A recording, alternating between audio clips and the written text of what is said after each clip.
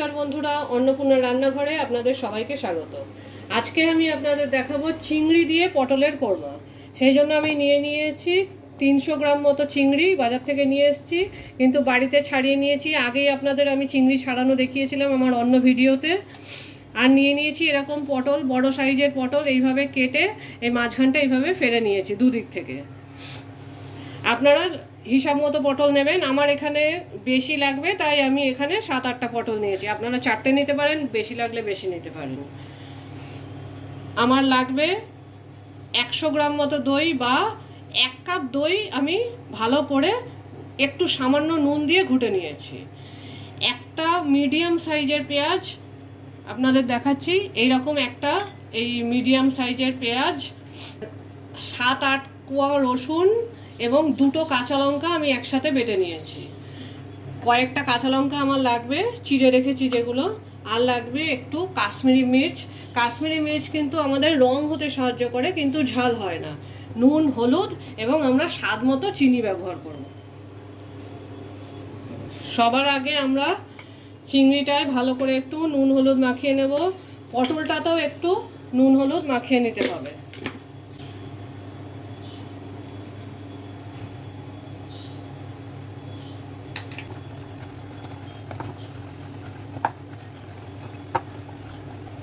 আর চিংড়িটাও একটু ভালো করে নুন হলুদ মাখিয়ে নিতে হবে। এবার সবার আগে আমি পটলগুলো ভেজে নেব। কড়াইতে পটল ভাজার মতো তেল দিয়ে দিয়েছি। তেলটা খুব ভালো করে গরম হলে আমি পটলগুলো ছেড়ে ভেজে নেব। তেলটা আমার খুব ভালো করে গরম হয়ে গেছে, এবার আমি পটলগুলো ছেড়ে দিচ্ছি।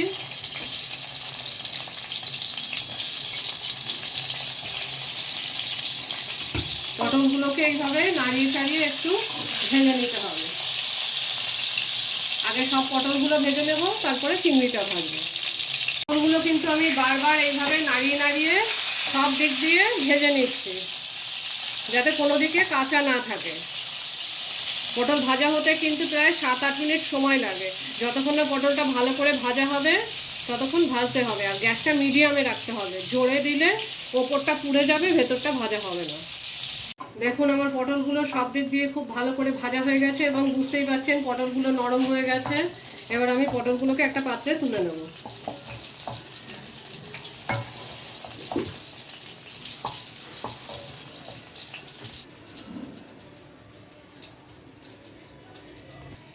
আমাদের পটল ভেজে যে তেলটা বেরিয়ে গেছে, আমরা এই তেলেও চিংড়িটা ভেজে নিতে পারি। কিন্তু অনেকেই পটল ভাজার তেল একটু সামান্য কালো হয়ে যায় বলে ব্যবহার করতে চায় না, কিন্তু তাতে কোনো অসুবিধা হয় না। আপনারা যা ইচ্ছা পটল ভাজার তেলেও ভাজতে পারেন বা নতুন করে তেল দিয়েও ভাজতে পারেন। আমি এই তেলেই ভেজে নিচ্ছি চিংড়িটা।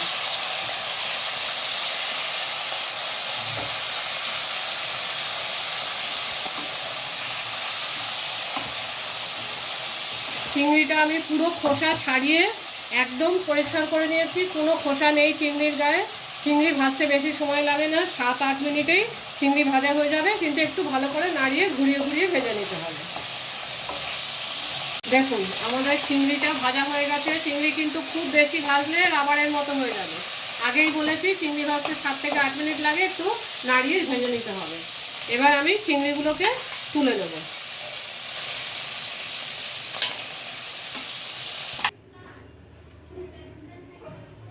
দেখুন চিংড়ি ভাজার পরে আমাদের সাধারণত খুব একটা তেল বাঁচে না, 2 চামচ মতো তেল বেঁচেছে। আমার এতেই রান্না হয়ে যাবে, কারণ এই রান্নাটায় খুব বেশি তেল লাগে না। আমি গ্যাসটাকে কিন্তু একদম সিম করে নিয়েছি। এবার আমি এতে ফোড়নের জন্য দেখুন 3টে সবুজ এলাচ বা ছোট এলাচ, 4-5টা লবঙ্গ এবং 3-4 টুকরো দারচিনি এতে দিয়ে দেবো।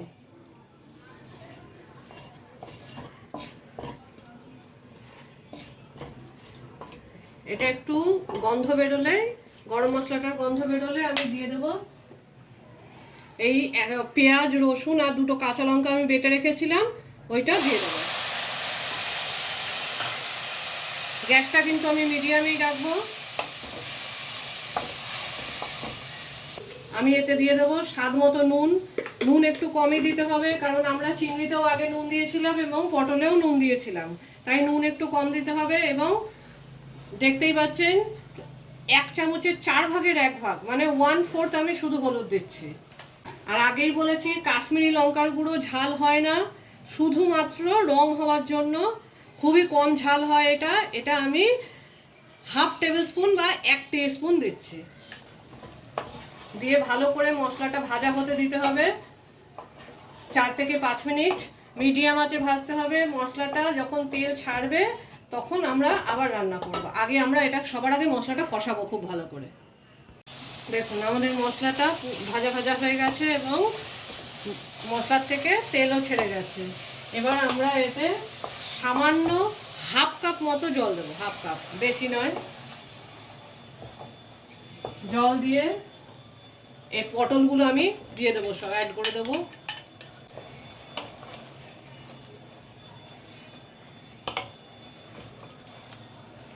পটলগুলো অ্যাড করে গ্যাসটা একদম সিম করে দেবো। সিম করে আমি 2 মিনিট ঢেকে দেবো। এটা গ্যাসটা কিন্তু আমি একদমই সিম করে দিয়েছি, দিয়ে 2 মিনিট ঢেকে দেবো।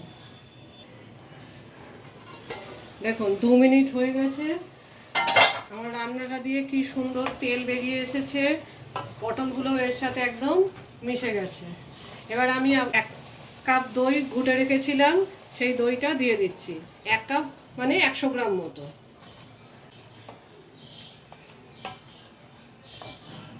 দইটা দিয়ে দিলাম। এবার আমি আমার ভেজে রাখা চিংড়িগুলো এতে দিয়ে দিলাম।